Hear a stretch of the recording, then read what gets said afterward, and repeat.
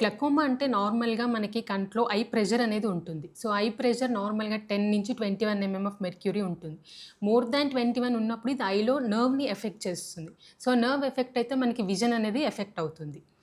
So, ఇది వంశపారపర్యంగా జెనెటిక్‌గా గూడా వచ్చే ఛాన్స్ ఉంటుంది.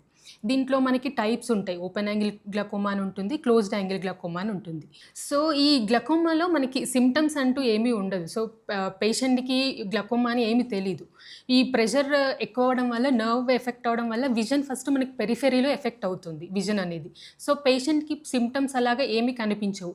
అది ఎండ్ స్టేజ్ వచ్చాకనే పెరిఫెరీ ఎఫెక్ట్ అవుతూ ఉంటూ లాస్ట్ సెంట్రల్ విజన్ ఎఫెక్ట్ అవుతుంది. సో, ఈ can know that vision is affected in the end stage. So we have to have regular frequent checkups to know whether the glaucoma is present or not. So, particular ఈ వాళ్ళకే వస్తుందని ఏమీ లేదు. So, జెనెటిక్‌గా వస్తుంది. కొన్ని సార్లు trauma, injury వల్ల గూడా గ్లకోమా ఐలో ప్రెషర్ పెరిగే ఛాన్స్ ఉంటుంది. కొన్ని సార్లు మనకి డయాబెటిస్ ఉన్నా, హైపర్ టెన్షన్ ఉన్నా ఐలో నర్వ్ అనేది ఎఫెక్ట్ అవుతుంది. సో, నర్వ్ ఎఫెక్ట్ అయినప్పుడు కొన్నిసార్లు ఈ డయాబెటిస్ వల్ల నియోవాస్కులర్ గ్లకోమా అండ్ ప్రెషర్ గూడా ఎక్కువయ్యే ఛాన్స్ ఉంటుంది. సో, సింప్టమ్స్ అలాగా ఏమీ ఉండవు. కొన్నిసార్లు ప్రెషర్ చాలా ఎక్కువైనప్పుడు ఐలో పెయిన్, రెడ్‌నెస్ లాగా వస్తుంది. కానీ most of the times symptoms అలాగా ఏమీ ఉండదు. విజన్ ఎఫెక్ట్ అవుతుంది.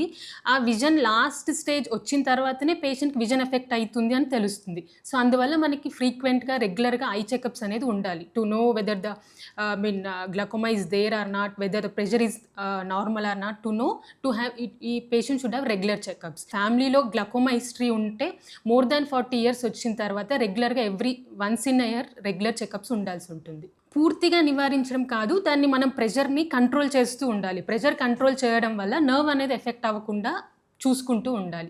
సో, మనకి ప్రెషర్ కంట్రోల్ ఉంటుందా లేదా అని తెలుసుకోవడానికి ఎవ్రీ 3-4 మంత్స్‌కి మనం ప్రెషర్ చెకప్ చేయాల్సి ఉంటుంది.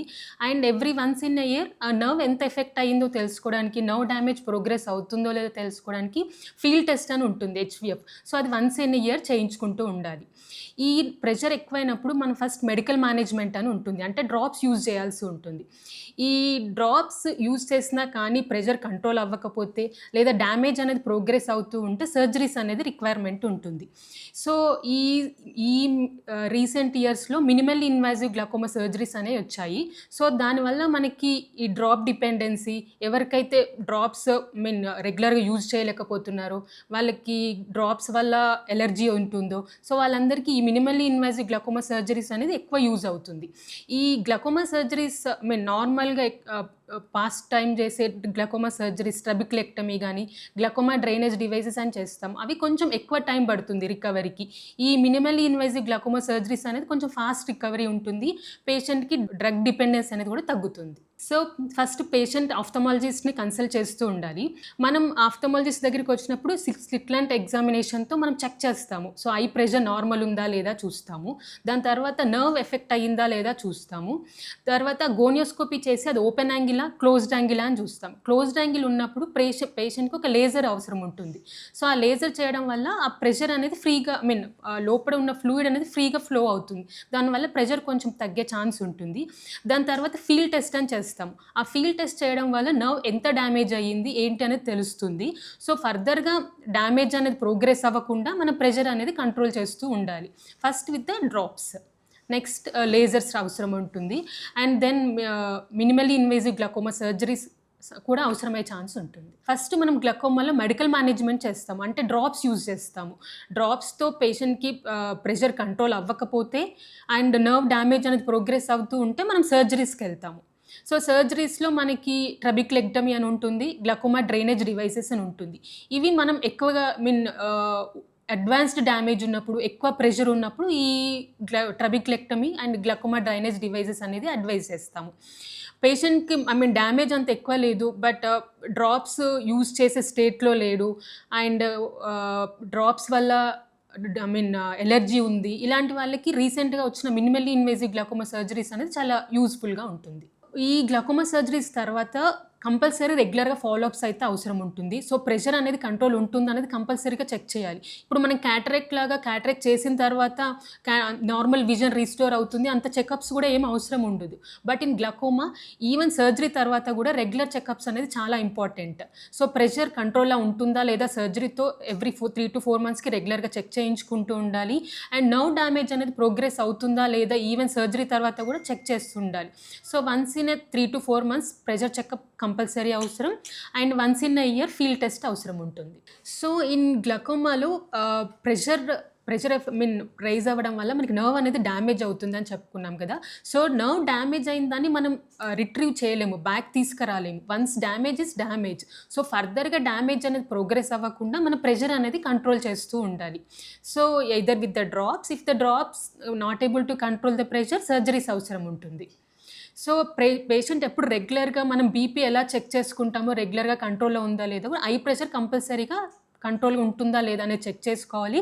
నర్వ్ డ్యామేజ్ కూడా ఇంకా పెరుగుతుందా, ప్రోగ్రెస్ అవుతుందా లేదా every once in a year field test చేసి దాన్ని రెగ్యులర్‌గా చెక్ చేయించుకోవాలి. సో, ఈ గ్లకోమాలో మనకి ఫస్ట్ నర్వ్ డ్యామేజ్ అవ్వడం వల్ల పెరిఫెరల్ విజన్ అనేది ఎఫెక్ట్ అవుతుంది. సో, దానివల్ల పేషెంట్‌కి అనేది ఇనిషియల్‌గా ఏం తెలీదు. సో, ఆ పెరిఫెరల్ విజన్ ఎఫెక్ట్ అవుతూ ఉండి లాస్ట్ సెంట్రల్ విజన్ అనేది ఎఫెక్ట్ అవుతుంది. So, last central vision effect అవ్వే వరకి పేషెంట్‌కి డ్యామేజ్ ఉంటుందని తెలీదు.